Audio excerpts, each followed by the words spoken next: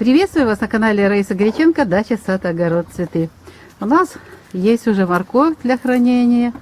И мы уже решили, что нужно закладывать. Очень хорошее время. Ну, решили посмотреть наш песок. А песок оказался, его превратили наши кошки в туалет. И он нам не подходит. Естественно, в том песке потом и кушать невозможно будет эту морковку. И что делать? Ну, я вчера пообщалась со своими знакомыми. Они мне сказали, как они хранят морковь. И рассказали, что для этого надо. Я сегодня именно этот способ буду использовать, так что времени нету. И нужно сейчас как раз хорошее время, благоприятное для того, чтобы заложить на хранение, знак Овен. И нужно его использовать, ну и уже пора все заложить на хранение, потому что уже дело пахнет зимой. Поэтому мы используем сейчас вот такой способ, но для этого предварительно нужно морковь подготовить. Что я беру? У меня вода есть в 3 тавочках. И обязательно, как всегда, использую марганцовочку. Сейчас я разведу ее. Обязательно вот этот способ, я картошку так все время сохраняю, мою. Кто-то там написал, что это очень много работы. Да, работы много, но зато я спокойно знаю, что уже сколько лет мы храним картофель. Ну вот сейчас попробуем еще и таким способом морковь и даже свеклу. Итак, развела. Видите, какой цвет у нас марганцовки. Есть вторая вода, есть морковь. Я эту грязную морковь, потому что для этого хранения нужна чистая морковочка. А что делать нам? Для того, чтобы получить чистую, нужно, конечно, ее помыть. Для этого мы в одну воду отправляем морковочку. И хорошенько беру тряпочку такую мягкую. И хорошенько помыть надо. Нельзя ее, конечно, ножиком или чем другим замачиваю. Так как сейчас энергии стихии огня, это Овен, то, естественно, растения и плоды не воспринимают воду. Поэтому я в это время очень удачно всегда закладываю на хранение или стихия воздуха, и очень хорошее время для того, чтобы заложить на хранение. И я этот момент использую. Беру и хорошенько вымываю каждый корнеплод. Не так уж там много, не так, как у меня картошки 700 килограммов, а то и тонну 1 год я мыла. Там, конечно, долго нужно было это делать. Но если картофель крупный, как Аризона, то там вообще проблем нет.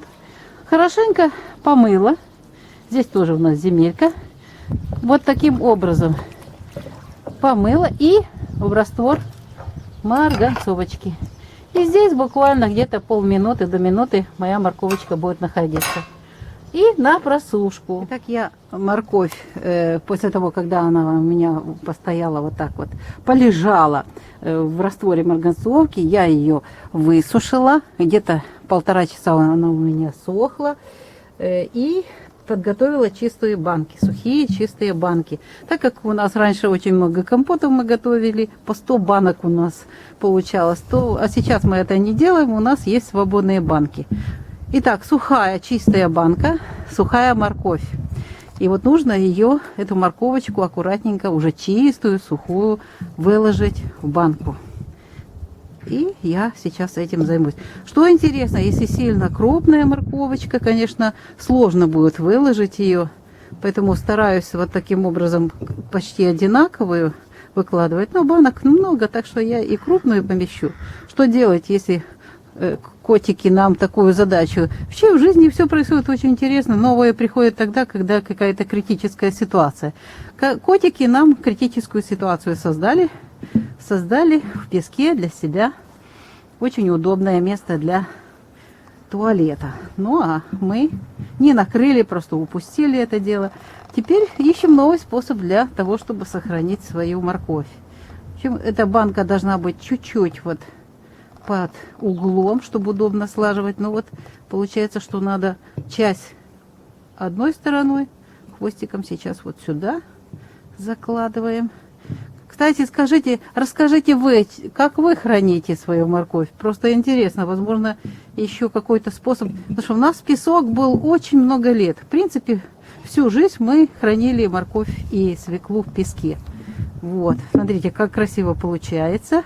Ну а теперь вот эту высоту надо еще найти, подобрать вот такую морковочку, которая должна вместиться. Вот здесь, конечно, по плечика надо выбрать такую морковочку.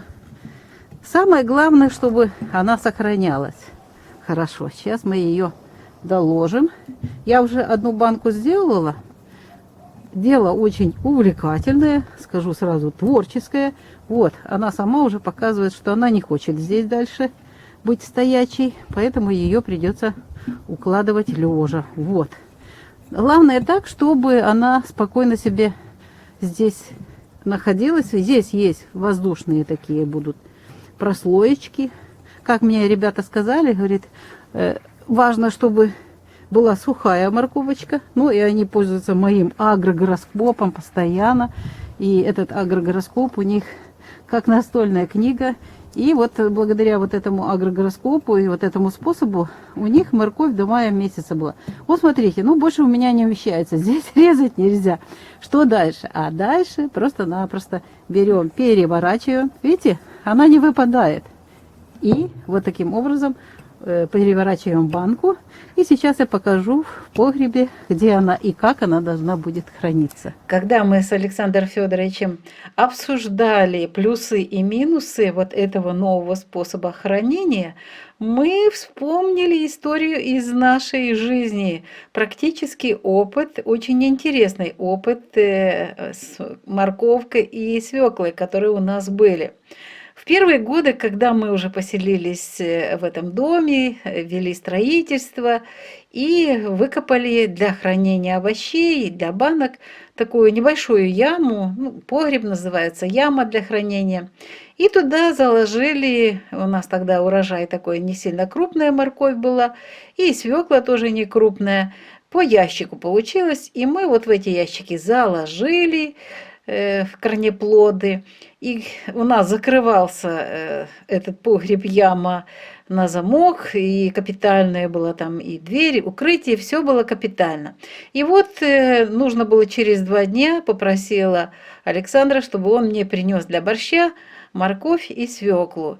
И он пришел такой удивленный, весь без ничего. Я говорю, что случилось? Нет моркови и нет свеклы. Мы пошли смотреть. Действительно, ящики пустые, абсолютно ничего не оставлено. Замки были целые, и ничего другого, какие-то странные воры не украли. Консервация вся осталась. Но мы так этот вопрос догадывались, рассказывали своим родителям. Они говорили, что это, скорее всего, крысы унесли. Нашли мы дырку одну, но так вот туда приманку поставили, и больше мы не видели ни крыс, и туда, конечно, не складывали ничего для хранения именно из корнеплодов. А летом уже в конце августа мы решили на месте вот этой небольшой ямы построить добротный погреб. Ну, естественно, уже побольше, чтобы было. И когда стали расширять в стороны наше хранилище, мы обнаружили несколько своеобразных схованок, мини-погребов таких, которые сделали крысы. И там обнаружили почти всю нашу морковь и свеклу. В августе месяце, уже заканчивался август, они были словно такими свежими, словно только собранными с грядки. Мы их как раз собрали и тогда заложили на хранение. Тогда мы вот приняли решение, что нужно выкладывать кирпичами и стенки, и пол. И, естественно, нужно заштукатурить, чтобы у нас больше никто не воровал, не уносил корнеплоды. Но мы были шокированы тем, что корнеплоды были как будто бы только собраны свежие, такие прекрасного качества. Мы вот это все сделали, и больше воровства корнеплодов грызунами не наблюдали.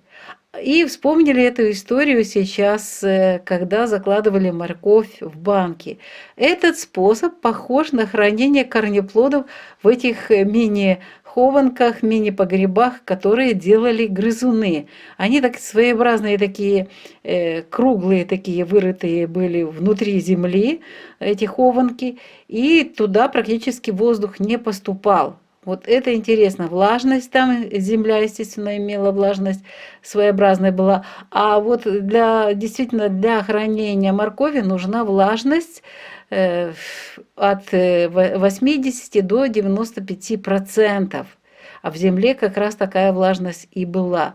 И получается, что в перевернутой банке морковь как раз и будет иметь такую влажность, потому что сами корнеплоды свежие, влаги у них достаточно, они будут выделять вот эту влагу и дружку вот этой влагой питать, и она не будет сохнуть, эта морковочка. Вот. Углекислый газ, который выделяется морковью при хранении, будет медленно вытесняться именно через нижние небольшие щели у горлышка, именно перевернутой банки. Банка получается, что вот это своеобразное удачное хранилище, и сюда никто не проникнет, не будет грызть, если кто-то даже захочет. И вот она будет комфортно храниться до нужного момента. Кроме влажности воздуха для успешного хранения моркови еще нужна определенная температура. Я вот это упустила. Лучше считается температура от +1 до +4.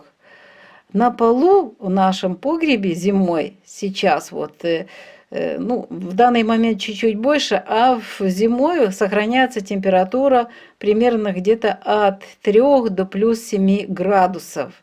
Мы открываем такие окошки, у нас есть своеобразные вентиляционные, дверь, чтобы в нашем хранилище удерживалась вот эта температура.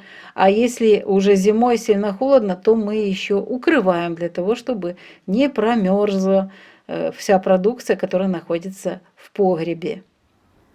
В погребе оказалось очень темно, ничего там не видно, не получается, поэтому я хочу вам показать вот этот способ, как вот что делаем. У нас есть в погребе выложенный кирпичом и стяжкой вот пол. Мы специально это сделали, потому что у нас раньше крысы вытаскивали и морковь, и свеклу, норы такие делали. Пришлось вот таким образом кирпичом все обложить, для того, чтобы не было потери нашего урожая. Так вот, на пол просто эту же ткань застилать буду. И вот так перевернутая вот банка. Видите, она не высыпается и ничем не закрывать. Ни в коем случае нельзя закрывать. Они просто-напросто вот таким образом будут находиться все корнеплоды моркови. И здесь будут вот таким образом. Достал, открыл одну банку, достал и взял сколько надо моркови. Очень удобно. Чистая морковь и очень вкусная. И вовремя собранная, вовремя заложена на хранение. Если кто уже имеет опыт хранения моркови в банке, прошу, отзовитесь и расскажите. Возможно, я что-то еще неправильно сделала и смогу что-то изменить. Так вот будут рождаться у нас общие какие-то важные дела, которые будут помогать и другим. Вот эти способы будут помогать другим хранить важные наши овощные продукты зимой. Ну вот, друзья мне рассказали, я им верю. Они тоже, кстати, уже заложили свою морковь на хранение в банке. Будем надеяться, что все будет хорошо. А я жду от вас отзывов, как вы храните морковь. Кроме песка. В песке я-то знаю. Но в нашем случае уже песок испорчен. Негде пока взять, а нужно быстро это сделать. Расскажите, пожалуйста, как вы храните. И кто хранит уже в банках, и кто имеет такой опыт, тоже поделитесь.